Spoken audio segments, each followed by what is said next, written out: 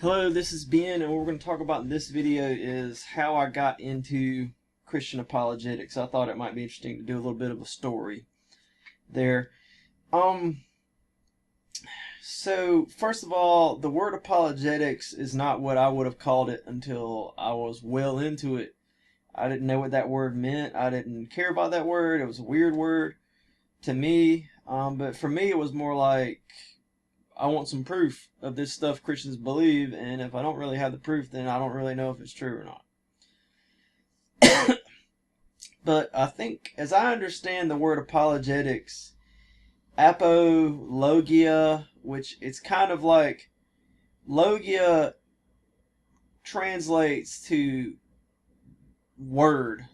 It means like word, which, if I understand it correctly, for the Greeks that meant like idea, meaning, word, and I think our word logic comes from it. So it's kind of like, it's not just logic, it's not just word, it's kind of like all that wrapped up into one. So like in Genesis, in First John, in John 1, it says, "In the beginning was the Word, and the Word became flesh." Was in the beginning was the logos, the meaning, the word, the idea.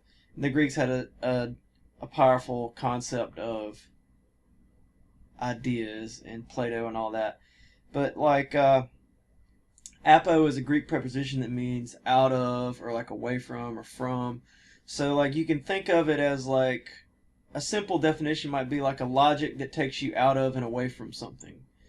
And theoretically I guess into another something, but like basically persuasive speech, but like a persuasive logia, not necessarily something that's persuasive just because it sounds good, but like because the idea actually is good. So like the opposite, something, the Greeks also had a strong belief in something called rhetoric, which was more like just being good with words and just being skillful wordsmith.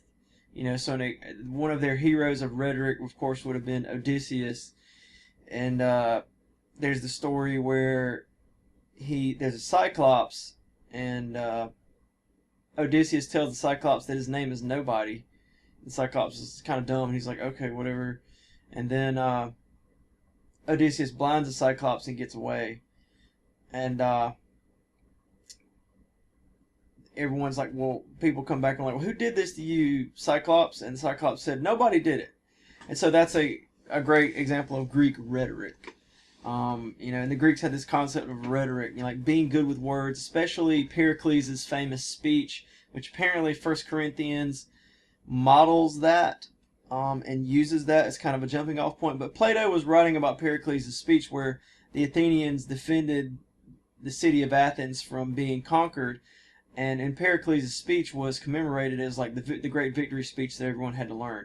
Well, a few years later, the city of Athens was conquered, and so Plato picks this up later, and he says, Pericles' speech has a power to it because of the words, even though I know in reality it's meaningless because the city was still conquered a few years later.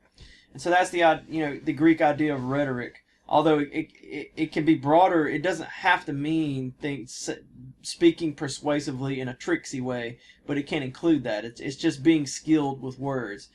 But apologia, or something like that, is more like something you would say in a court case as a reasoned defense, like a persuasive argument to change people's minds.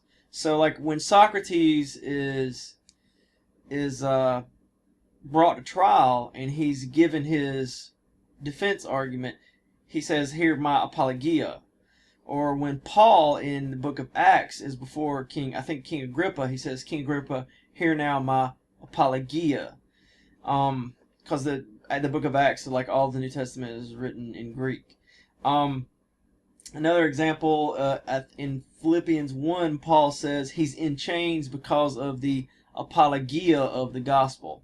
So it's like a persuasive idea, more like not like just being skillful with words, but it is where our word logic comes from, as I understand it, and it's also where our word apology comes from. The problem is, over 2,000 years, or over a long time, the English word apology has come to mean something that it didn't originally mean.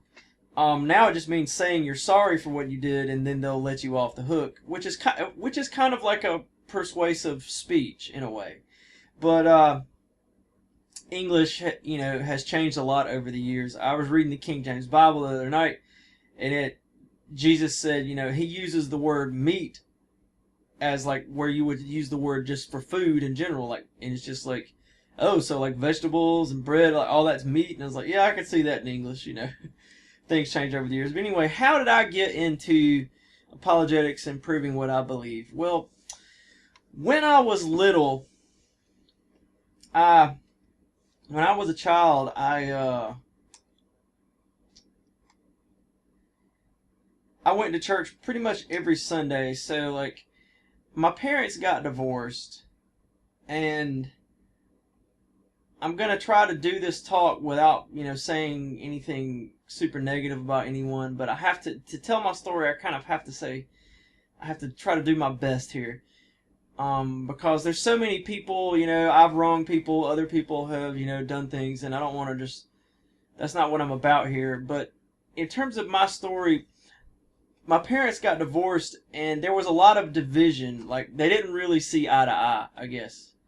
And so, because of that, me as a child, I think I was like, I want to say 4.5. At that age, you don't question your parents. Like, whenever there's something this big, too difficult for you to understand, you just like cry to your parents or ask your parents, and they just fix it. And so for me, at like an early age like that, there was a lot of like, there was this realization that like, well, my parents don't agree, so like I can't just say this is the way it is because my parents say so. So that was inherent in like how I saw things, how I thought, ever since I was, way back, early, like that's just part of me. So like, you'll see later on, like when it comes to the question of like, well, what do I believe religiously? Like, I just was never the kind of person who was just going to say, well, my parents believe this, so I'm going to believe this. That was just never me. And there are a lot of people who are like that, not because they had this same situation as me, but for, some people are just like that, but that had an effect on like how I got into apologetics, I guess, is the first point. But as far as my childhood goes, early on in my early years, I was basically in church like every single Sunday, and I never listened ever. My goal in church was to find a way to sleep in church. I was bored by church. I did not want to be at church. I never wanted to be at church. It was the most boring thing you could possibly imagine. So let's see. When I was living in another town with my mom, some of the students from my class came by, and one of their mothers said, you really ought to go to this church camp, because with this church, and it's the church that I go to now, but like, I never had a concept of church camp, of going to youth camp for like any of that stuff. Like, I didn't know what youth group was. Church was just I didn't even really know what Sunday school was. Like, all I knew was like just this regular Sunday service you go to with like all the adults and everybody. It's really boring and you hate it, and then you get to go home, and it's awesome when you get to leave. And it's just a way, like, it just, no cartoons, like on Saturday, you do this church thing. So I went to this camp, and it's a camp that run by the Georgia Baptist Convention called Super Wow, and as far as I know, they still run it. And when I was there on Tuesday night, well, I guess first of all, when I went there, I was blown away by the concept of like youth ministry. That like, it just blew me away. That like, I'd never conceived of such a thing in my life. I just finished the 7th grade. I was 13, and the idea that like, we're going to do ministry that's just for like teenagers, and it was on Tuesday night, the guy went through like an explanation of the gospel, He talked about the Lion King movie.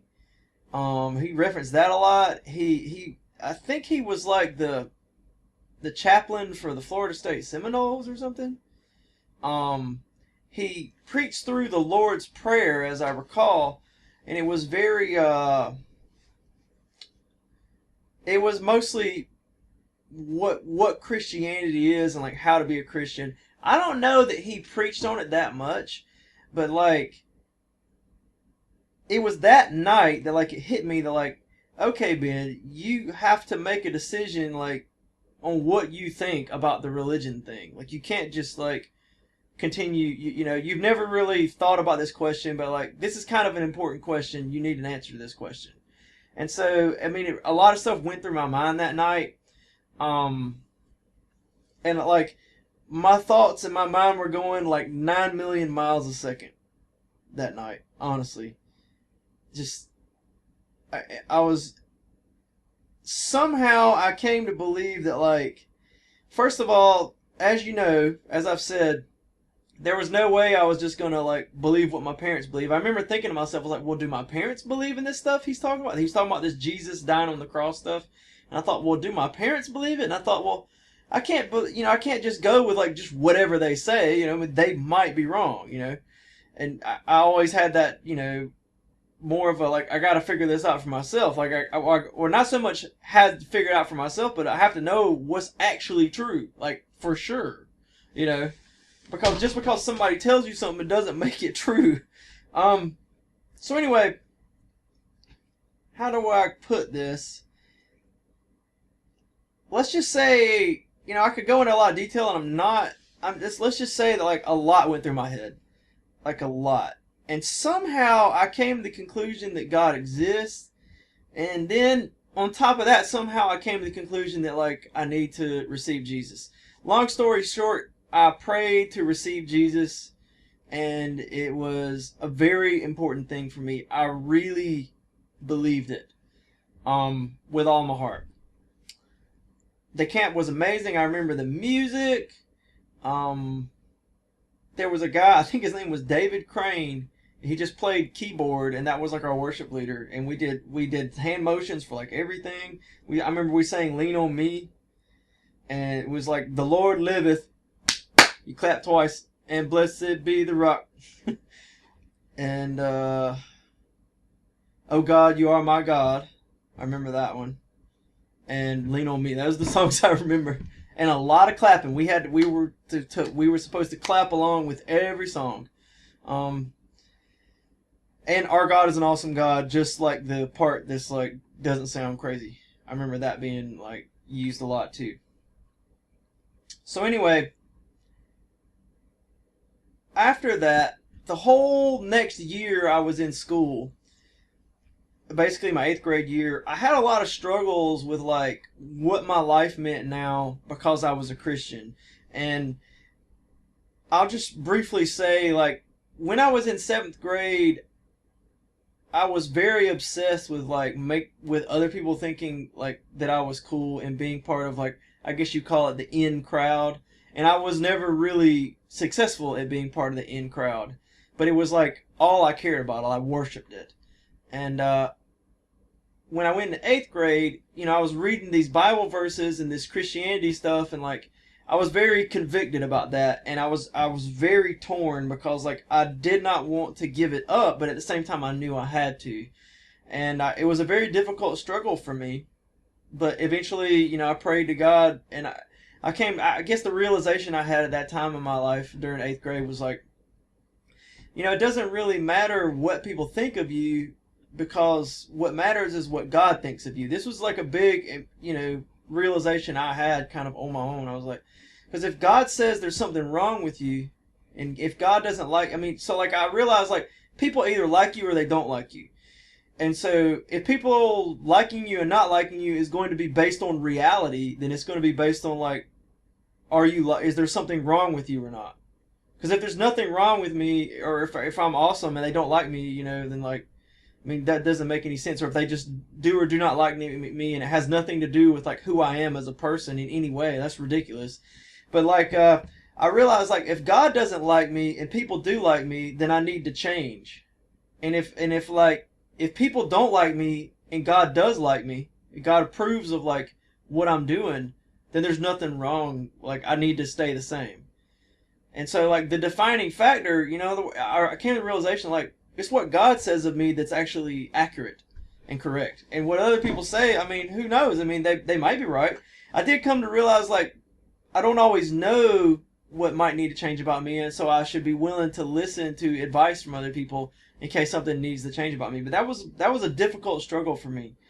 And a lot of stuff was a lot. I went through a lot that I can't go into detail about, but like one of the questions I had was like, is this stuff actually true? Because like I'm beginning to like base my life on this. I'm beginning to say like, okay, this is important. Like I believe, God is real, Jesus is real. I'm going to heaven when I die. When the Bible says X, X is true.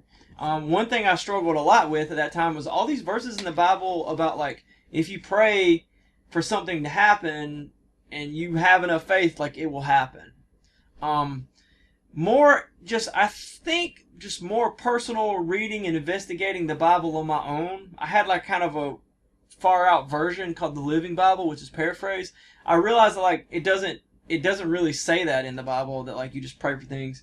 But I mean, the Bible does talk a lot about like you have to really believe. Like you can't be, you can't do the Christianity thing and not actually believe. Like you have to actually believe, which bothers me a lot of times because in apologetics, a lot of people give arguments for the Christian faith and say, we can't prove it beyond the shadow of a doubt, but we can give you good reasons that basically make it likely to be true. Or like indications and that kind of thing. And the problem I have with that sort of stuff is like, goes back to, right off the boat, I was reading those verses in the Bible. Jesus is saying, you gotta believe. You gotta believe this stuff. You gotta believe what Jesus is saying.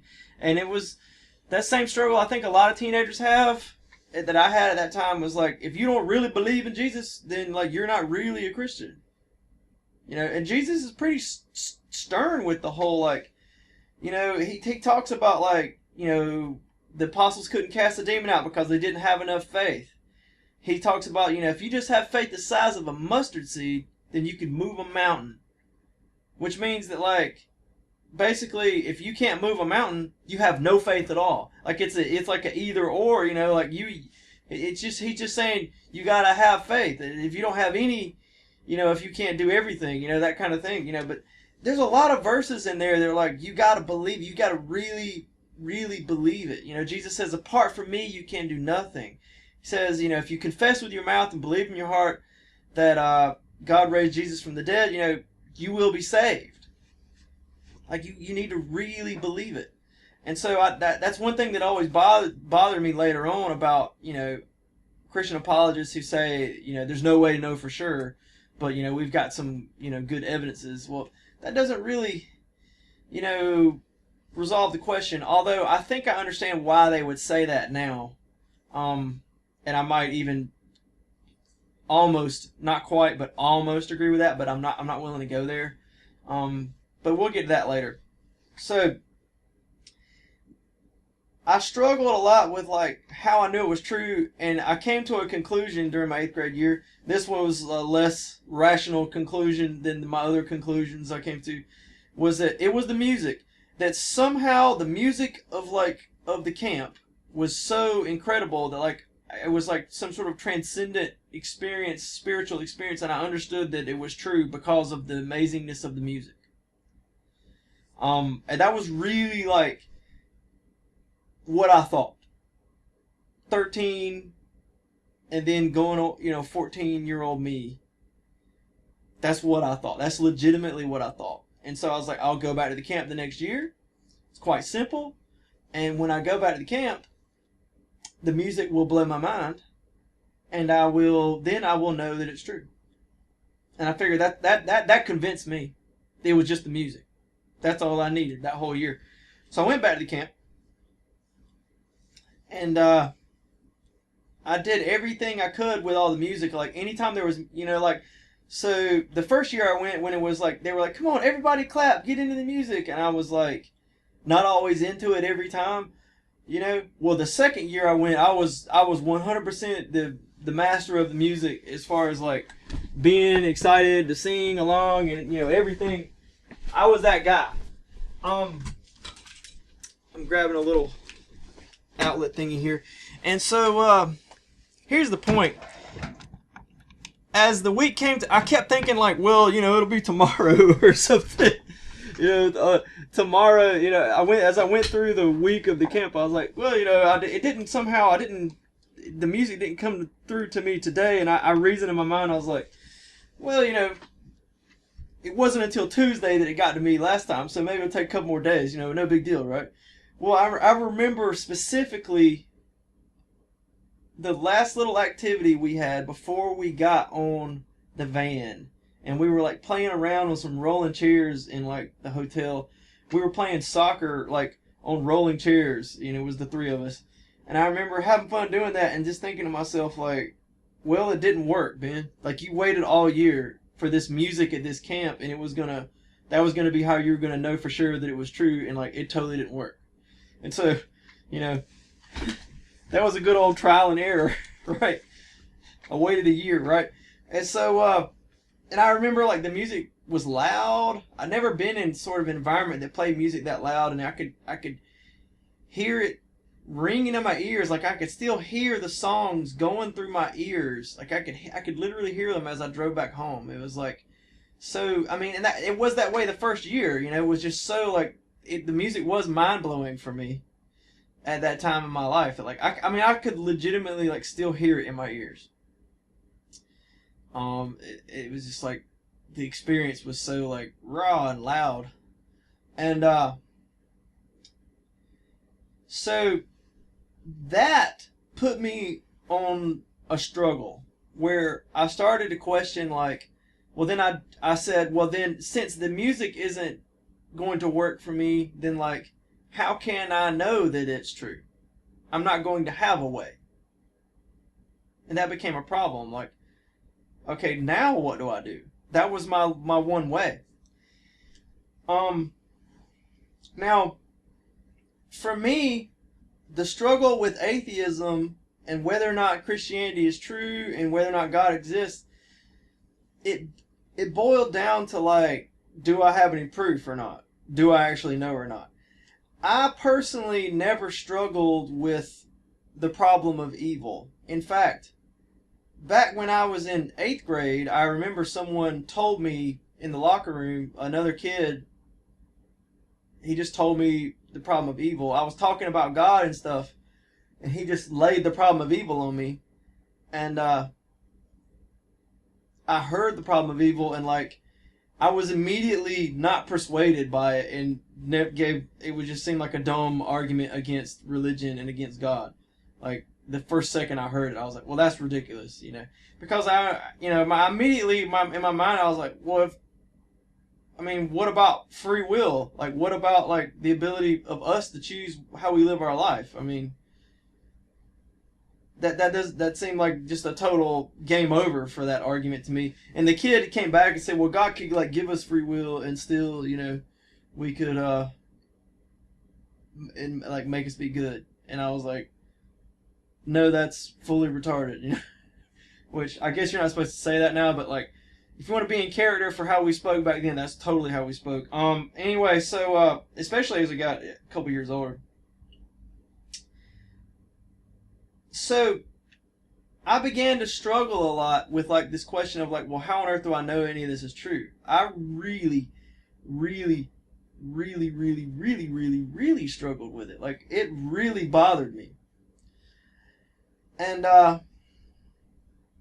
started doing this thing where like I didn't want it not to be true, but like it was a real problem. I'll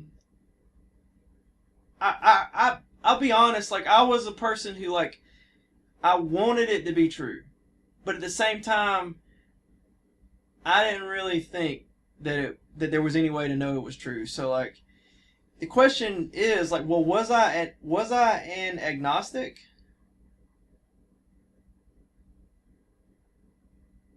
Probably, yeah. On some level, I was an agnostic to some degree. Like, I just didn't think that like there was any way to know if it was true. And I remember sitting in church and like listening to the pastor, and I have one of those pastors who like really loves Jesus, really loves God, that kind of thing. And you just want to be right there with him and like, yeah, I believe you. We're 100% all this stuff. You know what you're saying is 100% on, and like, oh, I'm sitting there back, and like the thought would pop in my head like, but what if everything he's saying is completely just not true? How does he even know the Bible's true? How does he even know God exists? That Jesus really is going to take us to heaven? How does he know any of that? Is there any way like? And I didn't like that thought. I tried to like put that thought out of my head. But slowly over time, as I went through time, it became, I got confronted with that thought. Two things made me extra confronted with that thought. One is I had a close family member sort of just come out and just be openly like agnostic, and like this person just like, was someone I looked up to and still looked up to. But this person was just didn't believe in God and was just plain as day about it. And so that was difficult for me. One of the other problems I had was the next summer I didn't get to go back to the camp. But I wound up through a strange happenstance of events to just be sort of babysat by a family that my mom knew for like a week. And this was a family of Mormons. And I don't think she nor I nor anyone knew what we were getting into there. They spent the whole week trying to convert me to be a Mormon. And about how, like, what I've learned so far in church and Christianity is, pretty good, but like, it's not the full thing. I need to go full Mormon. And so I actually spent a lot of time around Mormons. And my experience with them is not really exactly like what a lot of people say about them. Like, they seem very much like just normal people to me. They didn't seem like a lot of people say that they're just like way too positive and happy, and that didn't really seem like. They seem like more like a normal family with their ups and their downs. They did seem, when they got into sort of Mormon mode, they just kind of just loved their religious faith, and like they just became super positive like about that. But like, as long as they weren't talking about that, they were more like just regular people. But they just had this agenda, like, I needed to be a Mormon too, which was like their thing. Like, everybody, it would just be better, if you just became Mormon, and that really challenged me. I went to two different churches with them, and it was a lot of like why Mormonism was true. And it was, Mormonism basically was this extra thing, and these people were telling me I needed to believe it. They give me the Book of Mormon, and like, I struggle with that. Like, well, how do I know if the Book of Mormon is true or not? And so it was interesting because it was coming to me from a place of like, it just felt totally extra. Like, it was just this one group of people that I knew, and they were super into it. But like, why do I care?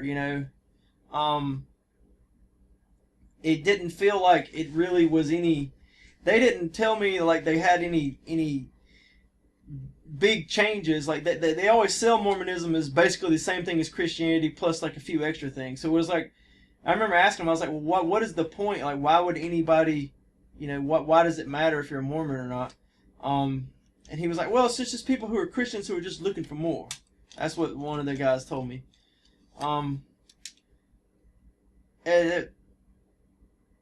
So like, that became an extra thing, along with the agnostic family member. And then on top of that, as I was struggling with whether or not Christianity was true, whether or not God even existed at all, because the Mormons weren't really, going to answer that. They were trying to add on extra stuff that they couldn't justify, but it seemed like inconsequential extra stuff. But still, it was like, what is the justification? And I struggle with that. Their thing is like, you're supposed to pray and feel good about it, but like, they never told me that back then. Like, it was more like, it's just true, and it'd just be so great if you just, became Mormon. But there was sort of, I guess, to use sort of like a more current terminology, I sort of censored myself from even raising the question with people, because it was clear that like nobody really wanted to talk about that, whether or not God exists, basically, and whether or not Jesus is real and you can believe the Bible and that kind of thing. It was kind of like no one really wanted to talk about that,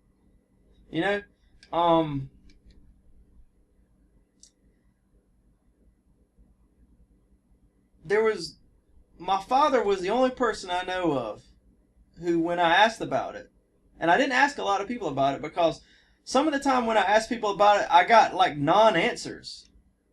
He was the only person who even made or gave me a reason why I should be a Christian. He was the only person who went there. And I asked around about it, and like I got mostly just, when I say non-answer, I mean like, well, like one time in youth group I raised it, and they were just like, well, yeah, that's a difficult question. And just kind of went on from there, and it just never got dealt with. And it's just interesting to me, because like if I had asked like, well, how do I pray correctly, or is there a verse in the Bible that talks about yada yada yada, I feel like people would have like jumped over hurdles and busted through walls to like answer that question for me. But when it comes to like, is the Bible true? Is any of this true? It's kind of like, oh, that's a tough question, And like it never gets dealt with. There's never like a time at church where like, okay, today we're going to talk about how we know this stuff's true. That just, it seems kind of ridiculous. Like, I don't think that's really just my experience at church. Because I've been around a lot of churches, and I've been in church for a long time, and like, my question to you, if you're out there listening, is like, how often is that really ever brought up? And is that not the stupidest thing ever, that you don't talk about that? How do we know any of this is true? And so there's sort of an implication that like we don't have a reason and we just believe it anyway. It's like an implied, because like no one, it just doesn't seem like anyone wants to talk about it.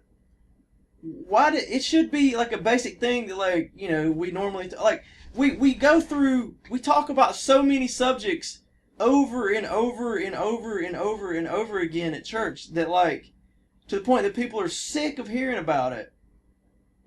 But we want to make sure that like we don't forget, that we stay sharp on it, we repeat it, we rehearse it, we stay disciplined, and we remind ourselves. And that's important, because if we are sick of hearing it, we probably need to hear it again.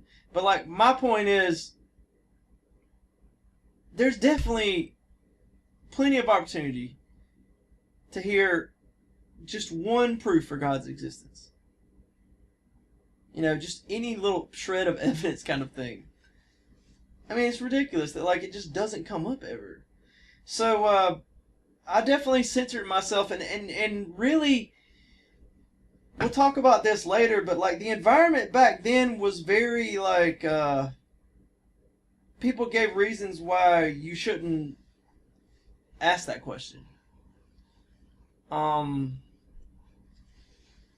There was a lot of like, you shouldn't ask that. And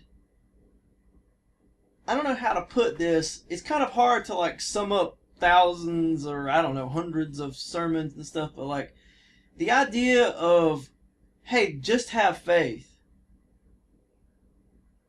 was definitely like all over. And it was like, not just have faith, but like, yeah, you need all this proof and stuff, but like, you have proof, I have faith.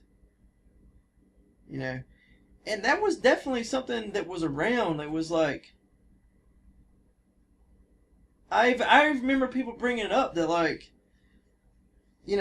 there's something wrong with you if you ask for proof. You're like, you don't really believe. And so there was the concept of, like, if you're a Christian, you're supposed to believe. And so if you don't believe, then you're not really a Christian. And so if you want proof, then that means you don't believe, and that means you're not really a Christian. I mean, that was definitely there. I can't really name a time and a place or think, but, like, there was a lot of this, like, and that, I mean, that basically is just like a big, let's avoid the question type thing, I mean, when my family member brought it up, it was kind of, it's kind of hard to avoid the question, but, like, in general, my experience in church was like, people were masters of avoiding the question of whether or not this stuff's true. And there was a lot, there were a wide variety, just like a big grab bag of ways to avoid the question. Whereas later on, like today, I guess you don't really hear that stuff anymore. I just don't hear it like it used to be all the time. Things like just have faith, or like, or people would quote like a verse like, don't test the Lord your God. So, like, if you're asking for proof, that's testing, Or then they would give, like, incredibly bad proofs, like, the Bible's true because it never contradicts itself, and that kind of thing. Or, like, basically, forms of circular reasoning and question-begging fallacies tended to rule the day, because it seemed like everyone only interacted with other people who also believed it. And when you're kind of locked in that bubble, then you don't ever question it. And so circular reasoning starts to make sense to you because you don't really have a concept to question it. And so when an actual atheist comes in the room, it ruins it. And the problem is I wasn't an actual atheist, so, like, if anyone who's a Christian brings up these questions, they get treated like those are just unimportant non-questions. And so there was a lot of that. But like I said, my father was the only person who gave me an argument. His argument is not one that I agree with today, but a lot of people do agree with it. Ravi Zacharias agrees with it. But the way the argument works is it simply says you cannot prove beyond the shadow of a doubt that God does not exist. Because the only way you could know that God doesn't exist is you would have to know everything to know for sure. And if you don't know everything, then you don't know for sure. And that means that, but if you do know everything, then you would be all-knowing and you would be God. And so you can't prove, that God does not exist. The flaw in this reasoning is like things like, for example, the problem of evil does not try to show that there is no proof for God. Rather, what it shows is God is logically doesn't make sense for God to exist. So, like, it's that's one of the primary arguments for atheism is the problem of evil. So, like, if you say there's no evidence for God, well, you can't know for sure that there's no evidence for God. But then, like, we're talking, about logical proofs and that kind of thing too, and so it just leaves out a lot. But anyway, bear that in mind that, like, I had that, with me, that idea that, like, you don't know that God doesn't exist. Maybe he does. And I mean that was like kind of the only real argument, the only real reasoning that was given to me. Which is amazing when you think about it. Because my father is not seminary trained, and it's not his job to study religion. And he was just the only unique one in the bunch. So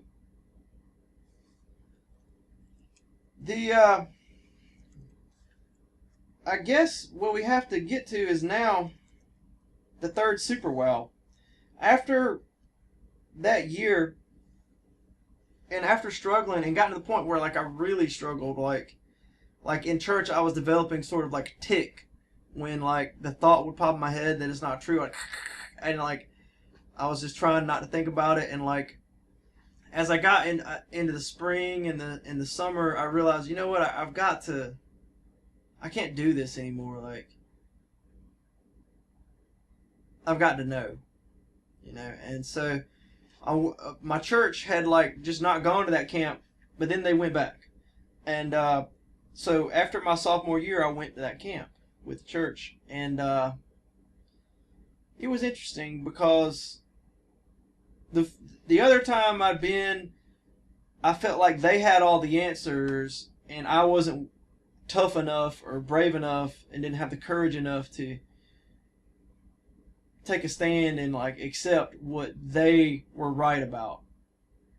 Whereas this time it was like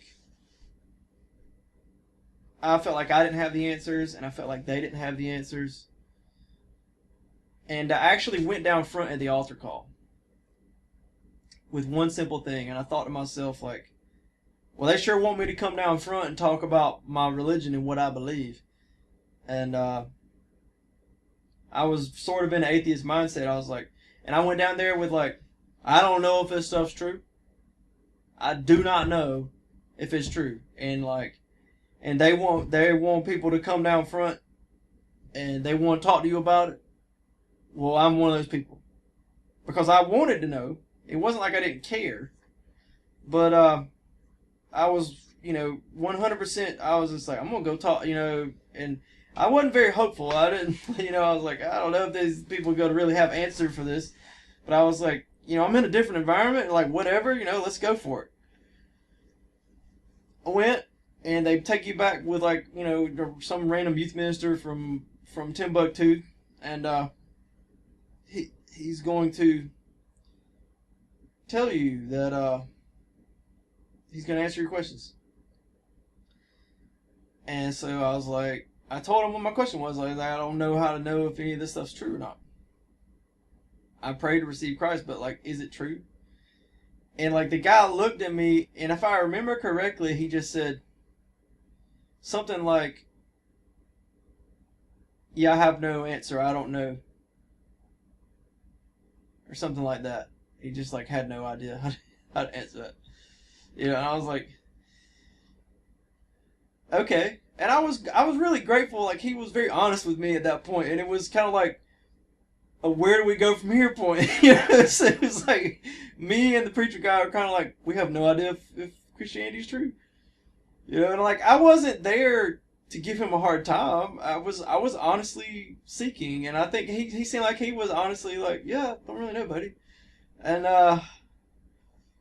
so he just said, why don't we pray about it? And I said, okay, it can't hurt, you know, I'm not offended. And I pray to God like, I guess the atheist prayer, like I have no idea if you exist, no idea if you're real, but I want to know. If you're real, let me know.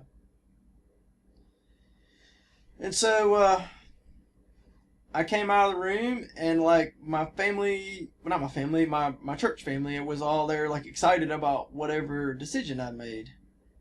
And I was like, how do I explain this? And like I looked at the guy, and he looked at me with that like knowing look, that he'd been in the room, and I was like, and like I could tell like the awkwardness, and then like I got interrupted by like one of the workers from the camp who like I had to fill out a form, like I had to do paperwork. So I got interrupted with like paperwork, and it was like, check this box if your decision was this, check this box if your decision was this, and it like one of the boxes was like something like rededicate your life to Christ or something. And I don't know what happened in that moment, but somehow when I read those words next to check that box, it was like something lit inside me, and it was like, I know that this is true. And I was just like suddenly very excited. And I gave one of the other youth there like a big hug, and I was really happy because I knew that it was true. And I don't know what it was, but like I just knew, and it whatever. So like we'll get to that. So like after that experience, I was like, I came away with like some very simple things, and these are the two very simple things. I was like, okay, A, I know that it's true, and B, I have no idea how I know that it's true. um, and that was where I was on that, you know. And so my simple answer was I became a relativist. You know, I became someone who believed in relativism of truth. That like I believe that no one can know anything for sure. There are no absolutes. There is no absolute truth. You know, there's no way to prove anything for sure. There's no way to know anything really for sure because, and so that became my thing. That like, why should I be upset that like I can't prove it? Because who can really prove anything? Was like my point of view. And if no one, you know, so like, I was very hardcore about it. I was like, anything anyone says, I mean, like, how do you know that you know that you know that it's true? There's always room for doubt with anything. Like, even if you like open your eyes and you know, a simple thing people would say, well, seeing is believing. Well, yeah, you might see and you might believe, but there's still the outside chance that like what you see and what you believe is somehow an illusion in some way, because illusions do happen. There are magicians where like I've seen them do stuff and it looked just like X, but it turned out to be Y. You know. So how do you know? I mean, how do you really know? Like, what do we really know? Like, you know, if you're into science fiction and stuff, you understand that like, man, there's a lot we don't know about how this world works. You know, like there's a lot of wild possibilities out there. Um, and that was like, that became my point of view. And I remember somehow in the churches and the youth groups and the community in my town when I was in high school, a argument that like was supposed to prove God exists and prove Christianity true, there was this like evidence. And I want you to hear this. This was the only time I heard anyone give any proof, and it was like talk of the town type stuff. What they said was there was and one of my friends made a point to come to me and tell me about it, and not because he thought I needed to hear about it. He was just excited, you know. But this is the way it went. There was a conference somewhere in this world. There was a conference, like a world religion conference. They held it like this year, you know, whatever year that was, 97 or whatever. Here's a conference, world religion conference. Okay, world religion conference.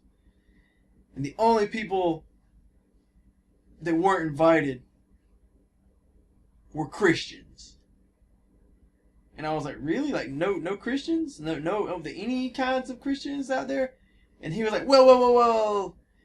Just no evangelical Christians. And I was like, what's an evangelical Christian? You know, that's the first time I ever heard that. It was like, basically it means the people who think Jesus is the only way to heaven. Those are the evangelical Christians. And I was like, you know, so, there you have it. Like, that, to me, that just sounded ridiculous. Like, first of all, I think I didn't rub it in then, but I might have said something. I don't remember what I said, but I was like, would that really prove anything? You know? But I mean, if that did happen, that would be remarkable. Like, you know, they had that conference and they're like, it's just so, why would they pick on that one belief? That everyone in the world is opposed to it. You know, all these different religions and different beliefs. Everyone from Satanists to Muslims to atheists. or whatever. Everyone's there, holding hands, singing "Kumbaya," except for those daggum people who believe in Jesus. And I was like, okay. And so this was like pre-internet, and like all I could do at the time was like I turned on this. CNN used to have a channel called Headline News, and it would run like the world news every 30 minutes. And I figured if this conference happened, it'd be on Headline News, I guess. But like, would it really? I mean, like, when did the conference happen? How would I? There was no way for me to fact check that. When I was in high school, I remember like two people I know who were kind of on the wealthy side actually having like internet. Until when I graduated, it seemed like everyone got 56K with like a Windows 98 computer, all at the same time. I don't know what happened, but that was another big thing. But so like that argument was something that like I thought, well, like I couldn't fact check it to see if the conference even happened, but I still thought that didn't prove anything, you know, at the time, because it doesn't. Like, think about it, like I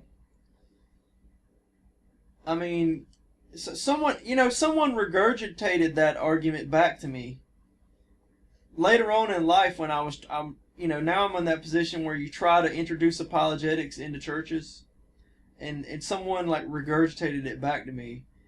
But the way he said Christianity is the only religion in the world that gets persecuted. That's what he said. So that proves that Christianity is true, which was one of that's just stupid. And I just said, like, this was in like 2011, 2012. And I was like, what about Muslims? Don't they get persecuted? And he just said, well, they got that coming. And he's like, and then he just stopped in his track.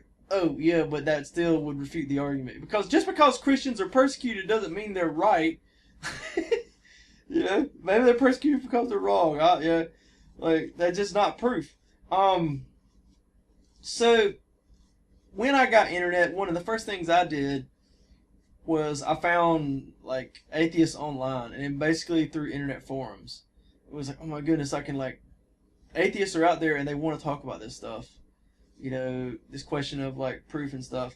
And like no one ever wanted to talk with me about it. And so like I came to them with my relativism. So like I would just be skeptical of all forms of proof, all forms of knowledge. The first forum I ever got on was it was called Atheist Parents, like .org.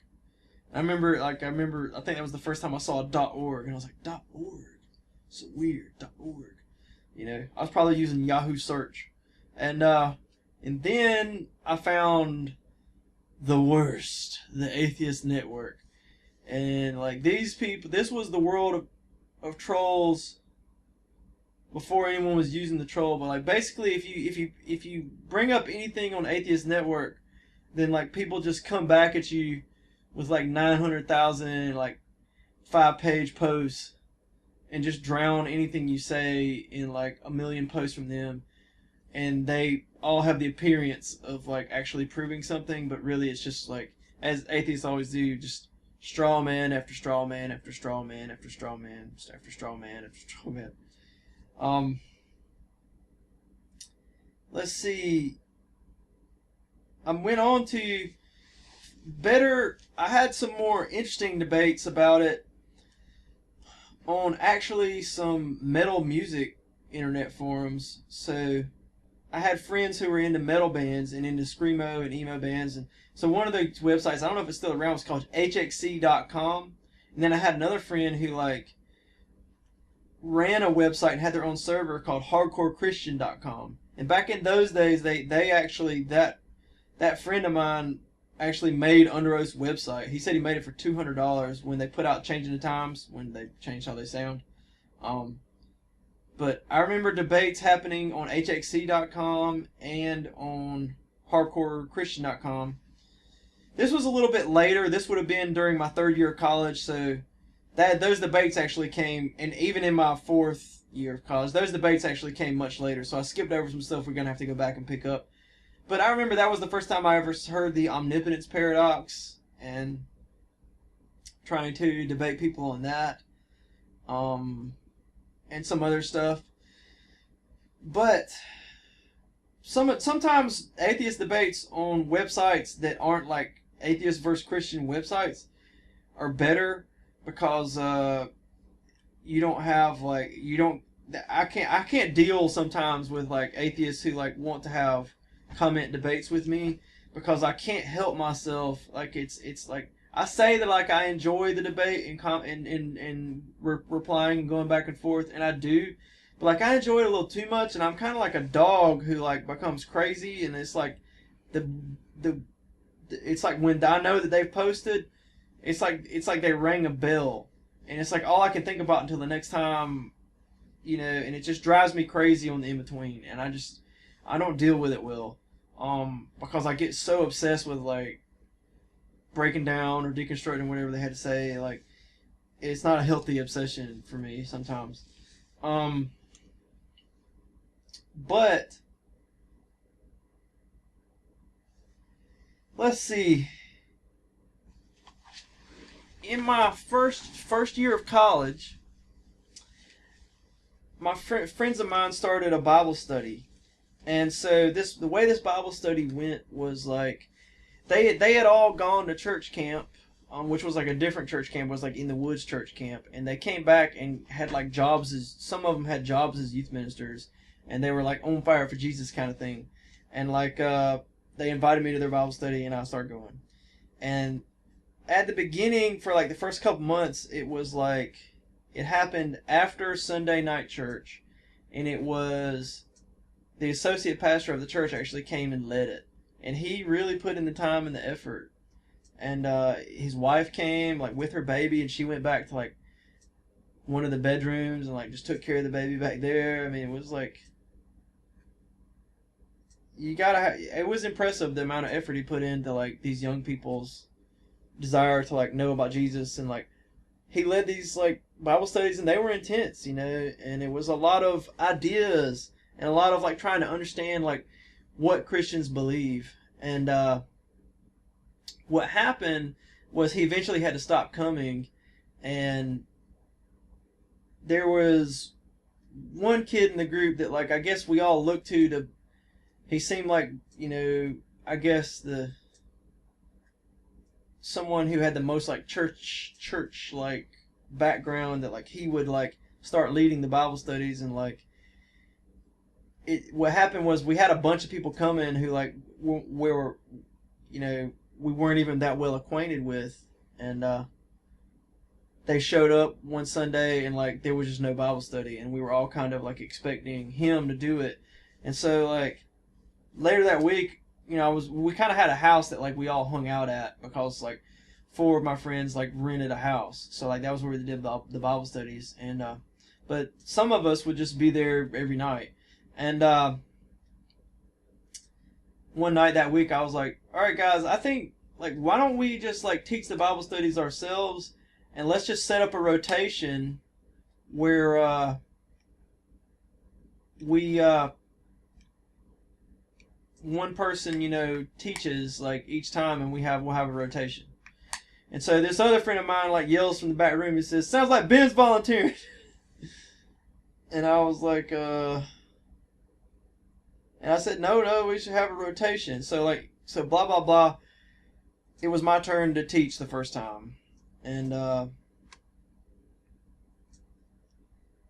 I taught, and like they really liked what I had to say.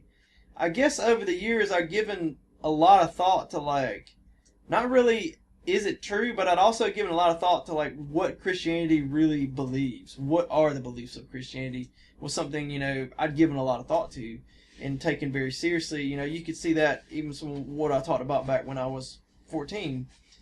And they liked the talk, and they said, well, you need to come help out at the youth camp this coming summer. And I was like, okay. That had never crossed my mind. So anyway, we established the rotation. I had to push for it because like people didn't want to do it at first, but I think we had like a 3-guy or maybe a 4-guy rotation. The numbers dwindled. Some of the people that were coming quit coming, but then like we picked up other new people. and it became a sort of a different thing over time. But out of that study, we sort of developed a passion for like figuring stuff out on our own as a group of us and our friends. And so there began to be this like incredibly powerful thirst. We never touched on the question of like, how do we know it's true? We never went there. But the question of like, well, how do we know what the Bible actually teaches? We were all over that, like, white on rice, So like, and we especially developed like this powerful thirst for like controversial Bible passages that teach things that seem like they contradict other parts of the Bible.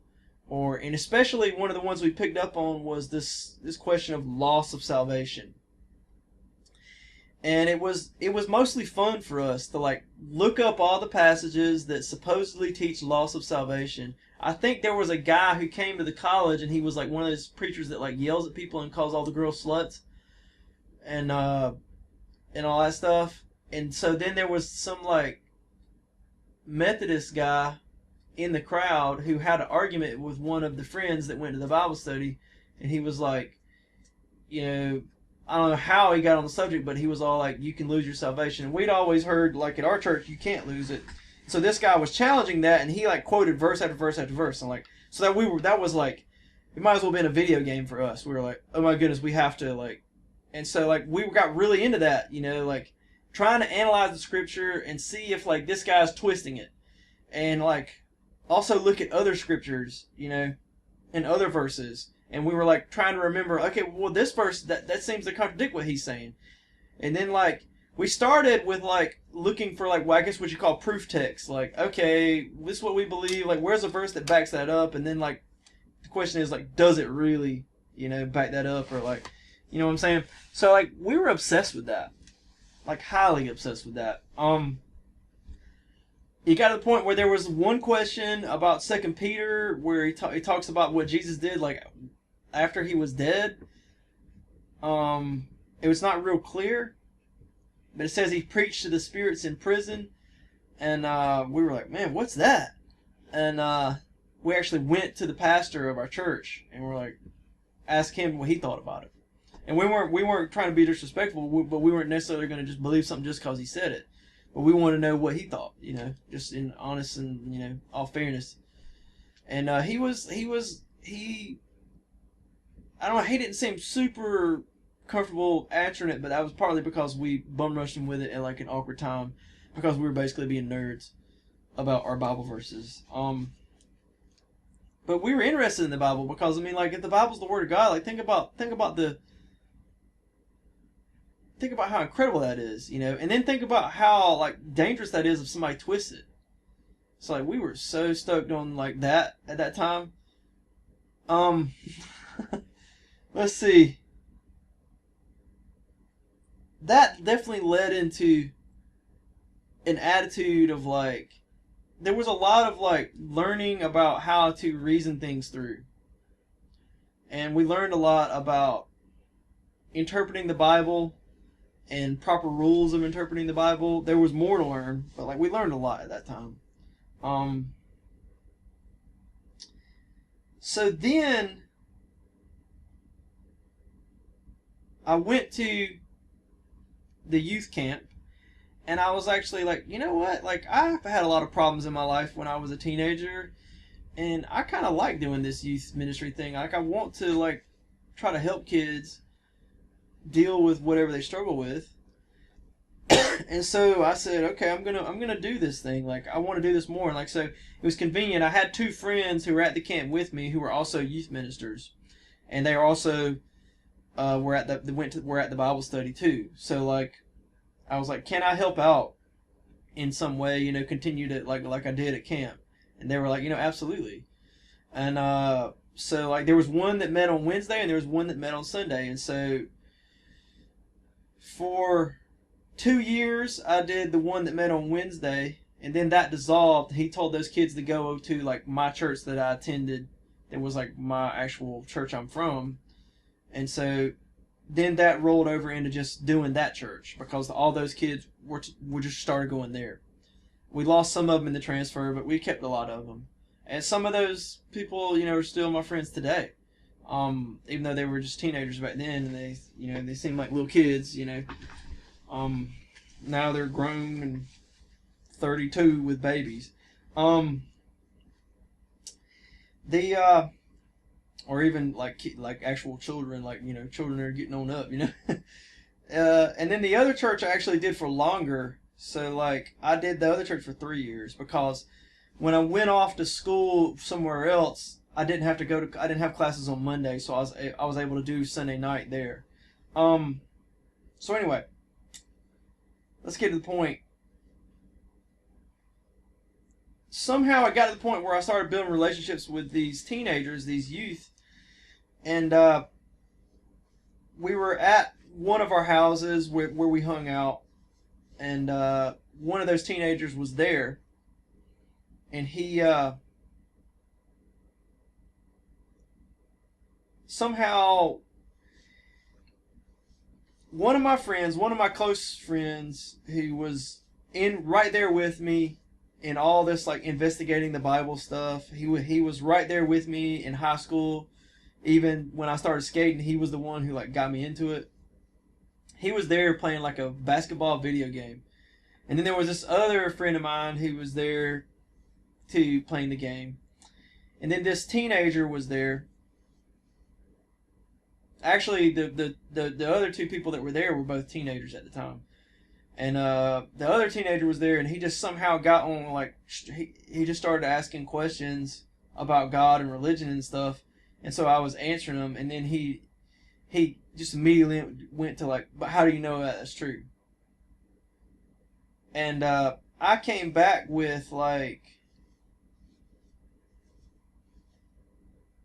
well, how do you know anything's true? There's no such thing as proof. That's what I said. I said there's no such thing as proof. That was my point of view. And so the other friend of mine from across the room was just he had picked up a Ravi Zacharias book called Can Man Live Without God? And because of him reading that, he spoke to me, and that was a turning point for me. Because he hit me with a thing called the law of non-contradiction. And the law of non-contradiction, for me, was big. Because I had recognized that all of science, never provides 100% certainty. Ever. And so that would mean that, in the strict sense, there's no such thing as proof, because you're never sure. It could be wrong. But the law of non-contradiction is not a scientific thing. It's just simply that, when you say there's no such thing as proof, are you sure about that? Is that proven? Because if you're unsure about that, then, in other words, so if I say no statements are true, no one is ever 100% sure about anything. Am I 100% sure about that? Well, if I'm not 100% sure about that, then there is such thing as proof, And if I am 100% sure about that, then I'm contradicting myself. And that for me was a pivotal moment. As much as I didn't want to accept what he was saying, because he was shooting down what I was saying, I was trying to have a heart-to-heart moment with this teenager. The thing is, I was just so intrigued by the fact that this was mind blowing. Wait a minute, this one little thing is this is definitely absolutely true beyond the shadow of a doubt. For the first time, it was hey, you can know things for sure. Holy schmolies, yeah, it's really?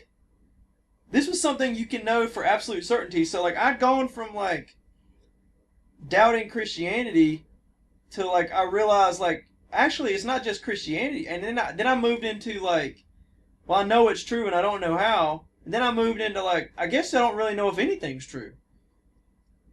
And then I had this one thing. Wait a minute, there's this. This is true. Because if you say there's no such thing as proof, was that proven true? If you say there's no such thing as truth, is that true? And it was mind blowing for me, because I had come at it with this position of like, and so it wasn't about like arguing with atheists or anything anymore. I was like, okay, you can know things for sure. So like this was like new possibilities galore, questions galore for me. Well, like, okay, where can I go from there? You know, what can I go from there? So of course I got my own copy of Can Man Live Without God, and some other Ravi Zacharias books. And see, the thing is, the law of non-contradiction, as Ravi puts it, also proves the law of rational inference. I mean, you can see, based on what I've said, that it is possible to rationally infer and figure out truths. That is, you can't say that it's impossible for people to do that, because you can, as soon as you say it's impossible for people to do that, then like, how do you know that it's impossible for people to do that? You must be doing that to know that. One of the early things I got into, like what a lot of people get into early on, is a thing called Answers in Genesis, which at that time we were actually using websites. And I had a friend who like he was younger than me. He's well younger than me. But he had struggled with atheism, and he had had a very pivotal moment where he came to faith in Christ, and like it'd been a struggle for him. He was suicidal, and he had a moment where Christ, dealt with him. And so like he had gotten into Answers in Genesis, and he put me on to Answers in Genesis. And at first, I was reading their website and their stuff, and like it made sense to me, like especially their thing about, they said, carbon dating can't be trusted, so the earth is like 6,000 years old, and they said, like, how do you know that carbon dating is even providing you with accurate dates? Because how do they tell if carbon dating is accurate? Well, they use the sedimentary layers and how deep the layers are in the dirt. Well, how do you know if that's correct? Well, you'd use the carbon dating, and they said that's circular reasoning, which is not accurate. That's a straw man of geology and paleontology. Carbon dating is its own independent thing that just gives you a number and a date, and then sedimentary layer structure is its own independent thing, and it throws out a date. And so you see, well, if they put out the same dates independently, then it's likely that the dates are correct, But it's not like they verify one another circularly, but like it's just unlikely that they would put out the same date independently. But I remember there was a point where I decided, I don't know about Answers in Genesis. There was a point that where that happened. Like I was reading some website. I remember sitting at the computer. I remember where I was. I was at someone else's house who at that point they were we had a college Sunday school class, and these people had Bible studies at their house, and I was sitting at their computer because somebody told me I needed to read this. The same friend told me I needed to read this Answers in Genesis thing because it was amazing. And I was reading it, and I was like, you know what? I'm not gonna say anything to him at this point, but I just don't know. It was something about the rotation of the Milky Way or something proved that the Earth was 6,000 years old, and I was like, it didn't make sense to me. So over time, two of the main arguments I learned first were probably the Kalam cosmological argument and the moral argument for God's existence. So Ravi Zacharias is real big on the Kalam on the moral argument. And I don't remember how I came to hear about the Kalam cosmological argument. I do not remember. But over the next couple years or so, I definitely, that was when I encountered the omnipotence paradox. And it was a struggle for me at first, but it was one of those things that just seemed like it didn't make sense, and I didn't know how I would explain it. But I went off to school at another school, and I kind of tried to read what I could and learn what I could. When I was up there, I basically was in a mode I had investigated the proofs for God's existence, and I didn't buy them. And I was at a point where like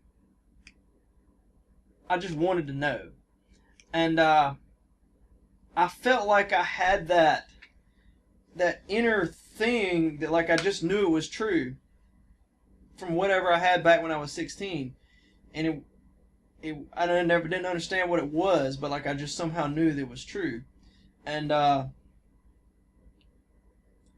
but I was willing to like investigate these proofs and arguments, and I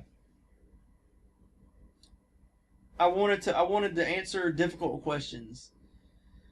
Another big question for me at the time was the question of like predestination. It was just kind of one I'd never answered, and a friend recommended a book on it called Norman Geisler's "Can Man Live Without God?" And well, not Can Man, but I cannot remember the name of Norman Geisler's book on that right now. It's like is God in control, or do we have a choice, or something like that. Let's see. I think it's right here. I don't know what happened to my copy of it. It should be right there on the bookshelf. It's not on the bookshelf. But another book I picked up at the time was the Atheist Debater's Handbook, which is right here on the bookshelf. This was like a fun exercise for me to go through this and point out all the flaws and like what the atheist said. And I still have my notes in here, stuff I underlined. And I think I came away and basically my view was like everything this guy said in the Atheist Debater's Handbook was wrong.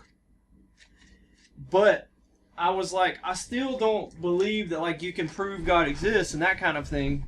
I just think that like that there are better things to say, better arguments than what this guy made.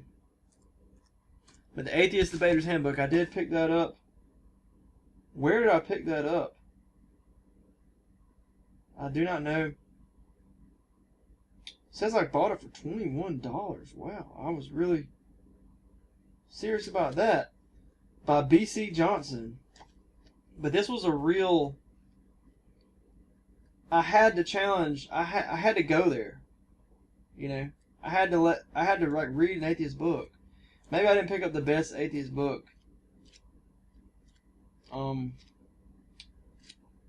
But so anyway,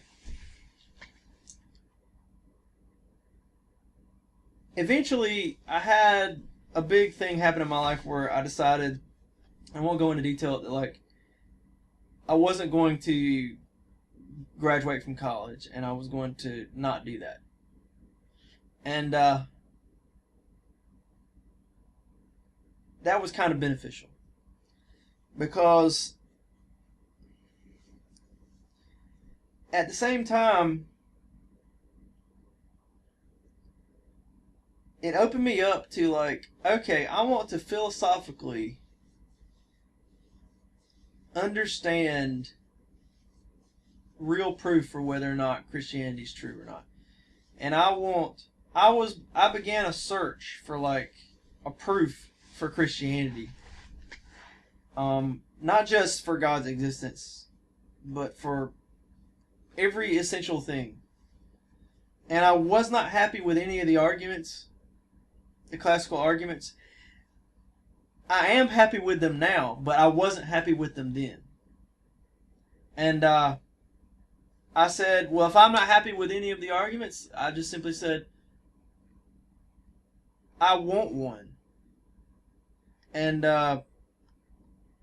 this was a major moment, I guess, for me in terms of like how I got into Christian apologetics. Like, you know, that happened. And I had a lot of time on my hands, I guess, intellectually. And I made it very clear, few very clear decisions. One, I'm not going to read. I'm not going to read what other people have to say. I'm going to do my own philosophical work. And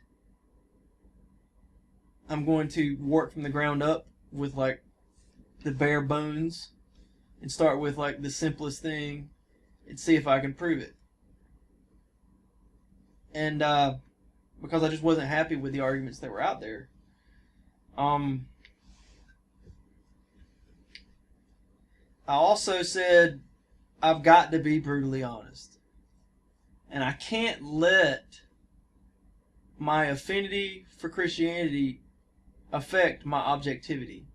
I have to be willing to put my faith on the chopping block and put my faith through every single scrutiny I possibly can. And if I find some, and I had to say, like, if I find some giant logical problem with Christianity, then I'm going to have to not be a Christian. And that was a scary thing, but I said, you know what? I'm willing to take that step and be that objective because of that other thing that was the unexplainable thing, you know, from back when I was 16, that like somehow I knew it was true. And there was one more important thing. I said, you know what?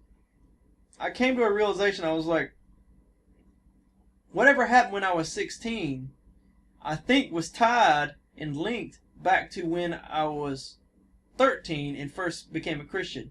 Because I remember that experience, and like a lot of thoughts went through my head that night.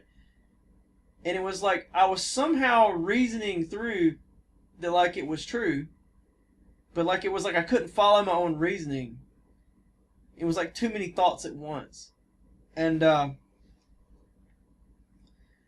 had a realization. I said, I think there was some sort of way that I knew that it was true, but like I could never like put it to words, but like I could grasp it with my mind, but not well enough to spell it out.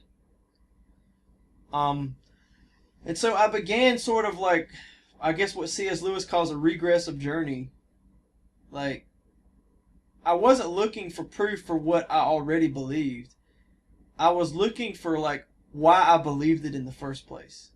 And so that was my search. I was like trying to think back to like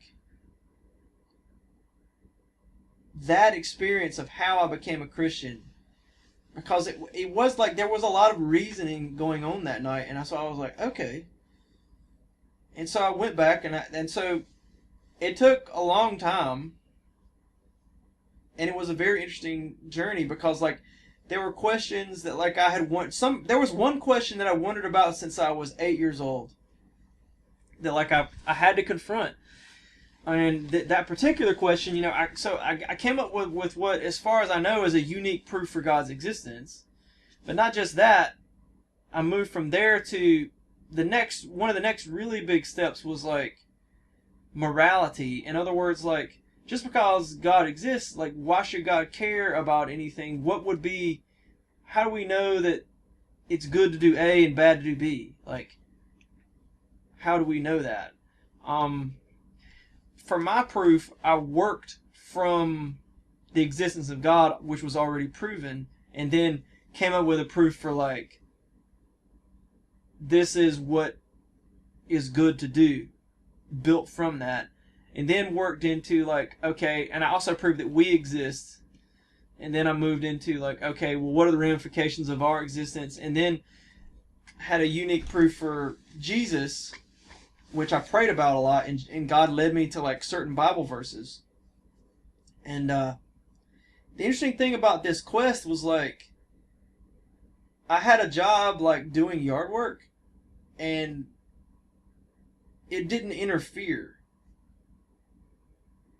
Like I could, because it's philosophy, so I'm just thinking, I'm just contemplating, and so I didn't have to like, I could just think about it. It didn't matter, like, you know what I'm saying? So, I oftentimes would want to write things down to help clarify my thoughts, and I would go to the library at the local college, even though I wasn't a student, and sometimes they would be like, eventually they made it where you couldn't go into the little study rooms, but like, they had finished this like major upgrade that had been going on like forever, and like they had these like cool little study rooms you could go in, and so I would go up there in those little study rooms and like work on my work or whatever, and like I had all these notebooks and stuff, and like argument, you know, proof for God's existence. It was what I was doing, 2005 especially. The proof for Jesus The part, is actually something I've done in videos because I think it's heavily biblical. But for the most part, I don't bring this proof up for people. It's especially the part this proof for God's existence is, it's an ontological proof. So it's very similar to Anselm's ontological argument. And the way he arrived at his is very similar to the way I arrived at mine, in that he was looking for like a be-all, end-all proof. But what happens is you wind up with a proof that like isn't easily digestible by people who aren't familiar with philosophical proofs. And so, in his argument at the time, I didn't believe Anselm's argument, although now I've been convinced of it through part of the reason I didn't believe it is because I was reading caricatures of it that you read on like Wikipedia. But like if you listen to Alvin Plantinga's version of it, it actually, and you think about it and you give it a chance, like it took me a while, but like I was like, okay, yeah, I get it. It actually does prove that God exists. But here's the thing. I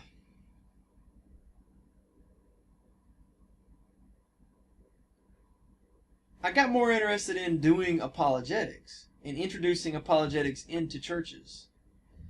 And so from there, now that I had proof, the thing was I realized like this is important. Like I'm like this weird Christian because I'm walking around and like I actually know that Christianity's true, and like all these other Christians, as best I understand it from my experience and what I've seen, they like are kind of like they can't be dealing well with this, like if you look at all the excuses people give instead of proof. And so like I had this like this proof for God's existence, and like I had resolved my questions. I knew beyond the shadow of a doubt I could prove it true. So like at that point I was like, I've got to get this to the people. This I can't just like, people need this. But at the same time I was like, no one's gonna get this. To some degree, a lot of these philosophical proofs, they rub you the wrong way at first, and you have to give them a chance and think about them, and then it's like, oh yeah, that does make sense. But like, so I became very obsessed with like doing apologetics with people that like can bring the apologetics like to the people kind of thing. And so I went back to RZIM because they actually focus heavily, and especially there was a talk that was very influential on me called Conversational Apologetics with Michael Ramsden. And then he did another one, I think it's on, it's called Apologetics and Worldviews. And I think there's a third one, I forget, it's something very similar. But basically he talks about like how to approach people and how to reason things through with people and how to get people to think about stuff and question things. And I especially wanted like to bring this to teenagers. One of the things I did was I went back and resolved my personal holes with the Kalam cosmological argument and the moral argument. My own personal holes with those two arguments, like I didn't see like I can't go into that because I don't need to talk that long, but like basically I resolved them, and I came to believe that like those were actually good arguments. And so I felt like those were better arguments than mine for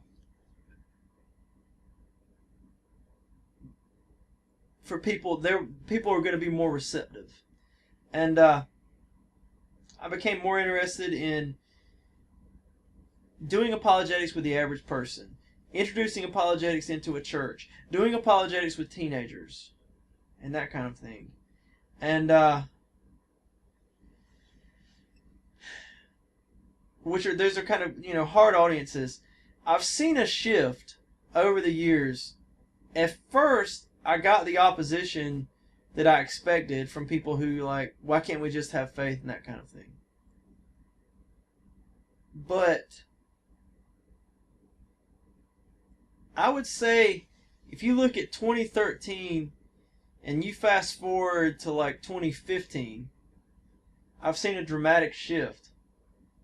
And I've seen it shift more and more, and now it was 2017, so like I think about like doing summer camp in 2013, and I remember there being openness towards apologetics, but like also some pushback. And by the time I was doing it in 2015, I remember like I think it was 2016. Yeah, something like that. I remember 50% of the kids in my class, which was a pretty big class I had all had like an atheist family member, friend at school, or like teacher, or someone they're well acquainted with, or like they know pretty well. Um, I've just seen things shift where like one of the private high schools in the area like had like two atheist cliques, and then the other private high school had an atheist clique, and then like the kids at the public school were telling me like, oh yeah, there's a bunch of and so like the thing is like what that means is when you actually have actual atheists in your life, all of the nonsense circular reasoning stops working. So like I've ceased to get pushback from people, except for like a few people who are like kind of in the ministry and they're like similar to my age, and it's like they came out of that time where there was a lot of like pushback, like I was talking about where I came from. But instead they embrace that attitude of like we don't need to give proof attitude. Whereas, for me, it was more like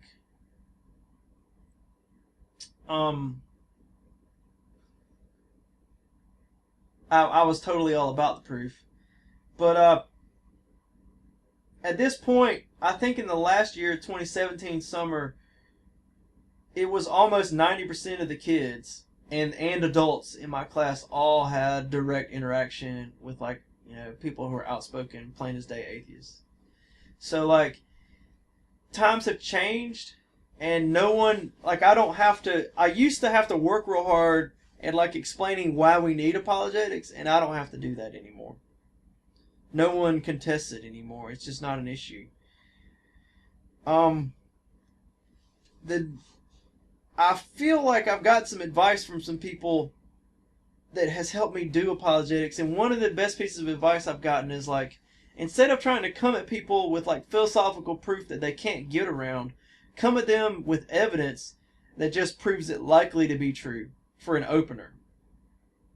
Because the evidence will shock them, and it will make them more receptive to something more hardcore, hardcore philosophy. And I could see why like a lot of Christian apologists say, I can't give you, knockdown proof, because sometimes it's better not to give people knockdown proof, because if you tell them knockdown proof, they're going to like just be so hard-headed, But I've also become more interested in, true blue hard-headed people. I feel like I've got a fairly good handle on on introducing apologetics to teenagers. I've got a video that's like introduction to apologetics for teens, and I finally feel like I can sit down a group of teenagers in 30 minutes, give them good evidence for the resurrection and proof that God exists, and have it actually make sense to them, and have them be persuaded and not be just confused. And that was a big step for me. And so now that was actually, I finally came up with that this past summer. And so now I'm trying to move to like really, really hard-headed people. And what I'm looking at, or what I like to call like one-liner apologetics.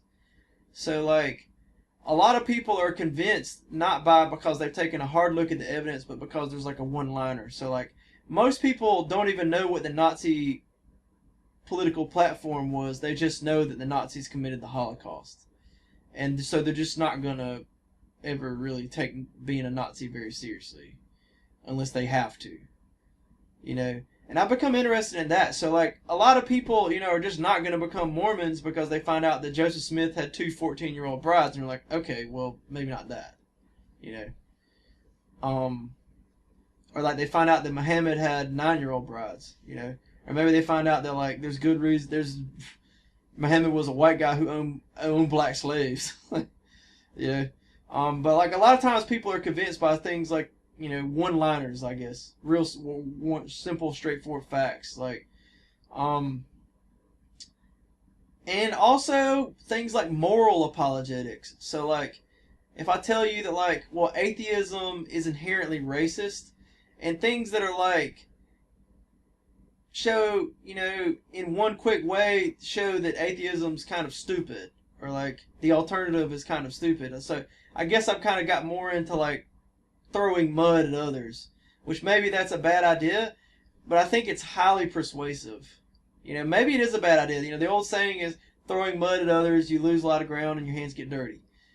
But I'm not really wrong in what I'm saying, and I'm starting to think that like stuff like that, real quick things like, if atheism's true, there's no way you can know anything for sure, and I can prove that to you fairly quickly. Like that kind of has a lot of power. To like, you know, I sat down with a group of teenagers, and like even some of them were in middle school, you know, this past spring, and I was like, I went through like the problems of reductionism, which I've talked about a lot on this channel, and we're going to talk about it in the future. And like they came away from it, and it was a different vibe of like, you know what, atheism's kind of silly. It's not just that we have good proof and they're just wrong. It's kind of ridiculous. Like, to believe that like people have no souls means they have no free will, and then like, why do you believe anything you believe? Well, just because the chemicals reacted that way. Well, how do you know the chemicals reacted to tell you the truth? Well, you don't, because any idea you come up to prove that they tell you the truth is just circular reasoning. And it's like, that's actually pretty powerful. Like, you know what I mean? Like, in other words, like, if I come at you and tell you, like, well, what is Buddhism? Well, basically, there's this guy Buddha, and he basically said he could end suffering by realizing that, like, he doesn't exist. And you're like, okay, check, please. You know? And atheism has this sort of, it gets a lot of mileage because, like, it acts like it doesn't have any ridiculous beliefs. But actually, the problem of reductionism makes atheism more ridiculous than like something like Buddhism. It's more ridiculous than believing Muhammad rode on a winged horse to heaven, you know, from Jerusalem. I think what was Muhammad was teleported to Jerusalem, I think, and then he rode on the winged horse up into heaven.